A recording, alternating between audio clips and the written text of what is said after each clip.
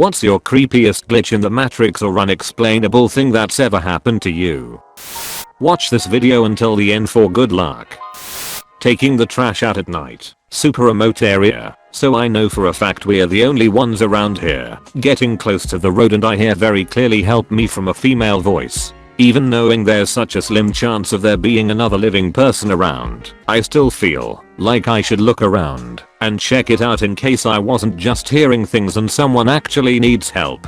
Take about 2 steps in the direction I thought I heard it, hear a giggle in the same exact voice, turn around and walk promptly back up the driveway because f that shit. Anyone who actually needed help wouldn't be laughing, I don't think.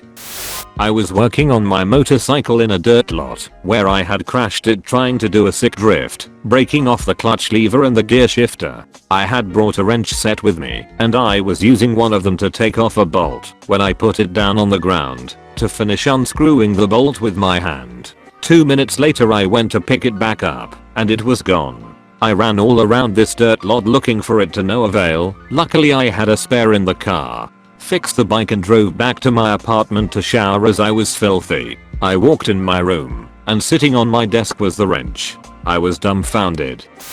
I once clocked out of work at 6 p.m. like I always did at the time and began my hour-long train ride home. After I had found a seat, I went to sleep and woke up just before my station. From the station, it is a short bus journey, 10 to 15 minutes, to reach home.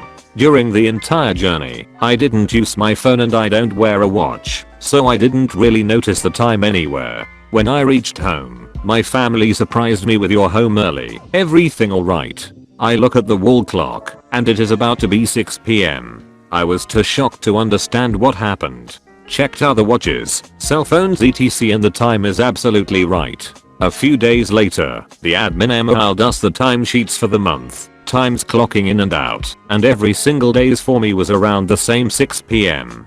So it certainly wasn't me having left work earlier. To this date, I haven't figured out how I gained between 60 to 90 minutes that day. I've told this story before and could go into a ton of detail, but here's the short version. I'm 100% sure I vividly remember a dog that apparently doesn't exist. When I was 16 we lived on the other side of the province and my uncle had this little Jack Russell named Crew. Crew went missing for several months and then turned up at a humane society over an hour away and we were all shocked this little dog has made it so far. Anyway, that was almost 20 years ago and the other day I was talking to my parents and was like, you know, whenever I hear about Jack Russells I think about Crew and that stunt he pulled, and they had no idea what I was talking about. Insisted my uncle had never had such a dog, I must have dreamed it, etc. Honestly, anyone else who would have remembered this dog has been dead for a long time and I don't even have any pictures of my uncle. I have absolutely no way to prove this dog existed, but I'm sure that he did. I was driving about 50 miles per hour and a car ran a stop sign on an on-ramp and pulled out right in front of me. I remember bracing for impact and then I was about 300 yards down the highway and I saw the car at the ramp in my rear view, just about to pull out. I was walking my dog and I was almost to the driveway when I looked down for some reason and I looked back up and I ended up being back at the road about 6 blocks away from where I thought I was. I was so confused, but my dog looked completely fine. 1985. My ex-wife and I were sleeping. There was a small sliver of light coming in through the window from a street light, so the room and bed were dimly visible. Our black Pomeranian was at the end of the bed asleep. I dreamt that I woke up, reached down to pet him, and he turned into a glossy black bivalve/oyster thing which opened up to reveal rows of gleaming glass teeth. I woke up to my ex backpedaling up the bed over the pillows towards the wall. I asked what's wrong. She said, "What is that shiny black lamb thing with the teeth at the end of the bed? Where's the dog?" We had had the same nightmare at the same time. This still gives me a chill. I had just pulled into the parking lot of where I worked and was walking towards the building. It was like 3 in the afternoon, broad daylight. All of a sudden, I heard an ambulance's siren start sounding.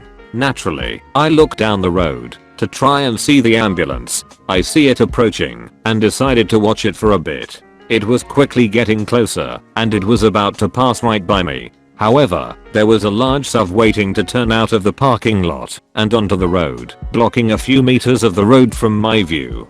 The ambulance passed behind the SUV, probably about 50 feet away from me at most, and I vividly remember the siren becoming completely silent in that instant. The ambulance had vanished entirely as it passed behind that SUV. I was so confused. The road did not have many cars on it at the time, and it was broad daylight. I did a triple take and made sure that I didn't just miss it. I had a clear view of the road going both directions, and there was no more ambulance to be seen. No more siren either. I walked up and down the road, trying to find it for a solid minute. But nope, it was gone. I was well rested, not on drugs, and I didn't have a history of hallucinations. It seems dismissible, but I was completely aware of what happened, and I can't explain it to this day.